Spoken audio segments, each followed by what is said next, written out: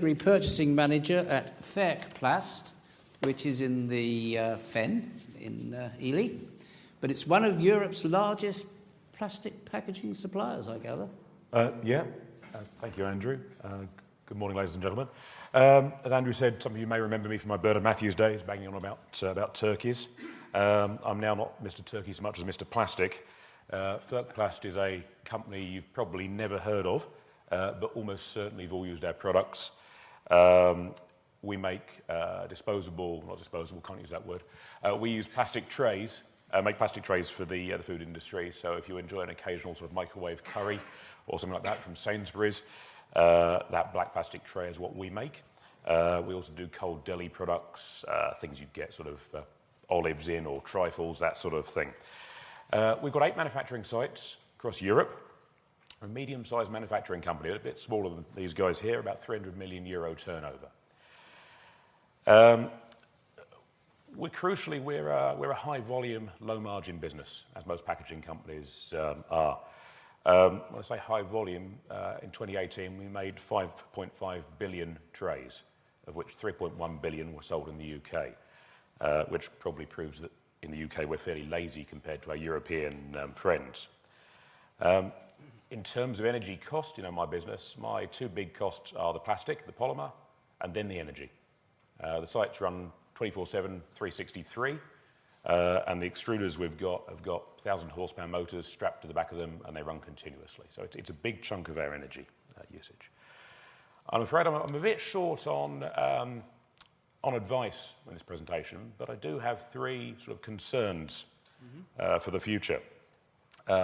And particularly this is as someone that's been out of the energy business for a couple of years. I came back into it at Verk in October, and I've inherited a business where there is no energy strategy. There's no energy efficiency that we were talking about earlier. There's no sort of real drive for it. And I would say a company, and maybe this resonates with some of you, which is probably 10 years behind where it should be in looking at these things. And my first concern is actually with the engagement of the senior management team. In many respects, the low energy prices or low to stable energy prices we've seen over the last several years, really they only ended last year significantly, have driven a degree of complacency into the business. Only a couple of weeks ago I had a solar proposal for our site in Valencia. You can't think of a better place to have solar. Very, very fast payback, options for no upfront capital, a good project. And our chief exec said, "It's not what we do, stop it." Now that's not a helpful strategy, to be honest. His mindset is we make plastic products, we don't generate energy. So one of the challenges I've got, and I suspect it's probably common to other businesses as well, is getting the engagement across the senior management team, getting them to think actually we need to do something about the energy costs. In that respect, the energy price rises we've seen in the back end of 2018, and certainly the budget I did in 2018, may be a good thing. When my UK executive is saying they need to save £950 million just to stay still, that at least should get them thinking about how we can do it.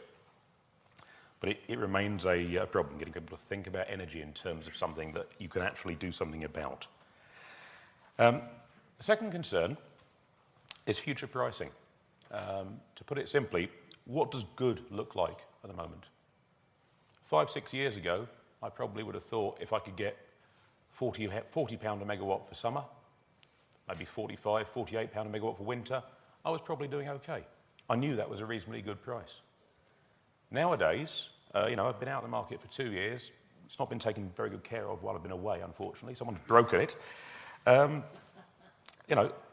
not so sure. Normally, coming out of a mild winter, gas is still in storage. We've got an oversupplied gas system in Europe and in the UK. I would think we've got a guaranteed bearish gas market that's going to feed into power prices. I can sit on my hands, buy close, it'll all be good. At the moment, and particularly with the carbon allowance market really waking up in a dramatic style, I'm not so sure about that.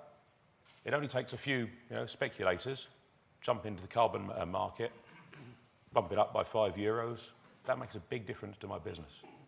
And the market, as I said, coming back into it, looking at the way the market is, it looks quite strange. To see the market in backwardation for so long, that's quite unusual. And I'm not quite sure what good looks like for the future. Regulatory issues have been touched on as well, transmission charge review, things like that. So that's uncertain as well, and I can't do anything about those, as the point made by Angus earlier. So I'd like to try and get out of today, actually, what does good look like for 2020 and beyond? And if it looks a bit grim, what can I do about it? What's going to be out there that I can take advantage of?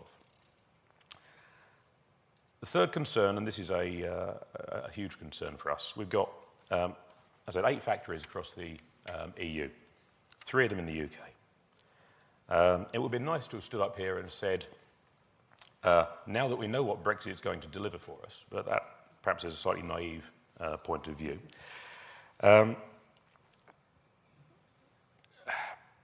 Our Scandinavian approach is that every product can be made on every machine at every factory. It's typically efficient approach, we can chop and change. So there's no guarantee that we're going to be making those 3.1 billion trays for the UK in the UK. If it's cheaper to make it in France, in Denmark, wherever, we will do. And to give an indication of how serious that is at the moment, in 2018, if we assume that my UK price was 100%, the price from our two factories in France for power was 56%. In Czech Republic, it was 70%.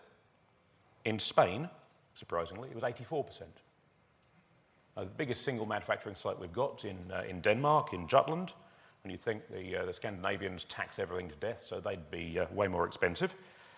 And at first glance, they are 155% of UK prices, except that they grant a 98% discount on some of their energy taxes to manufacturing sites.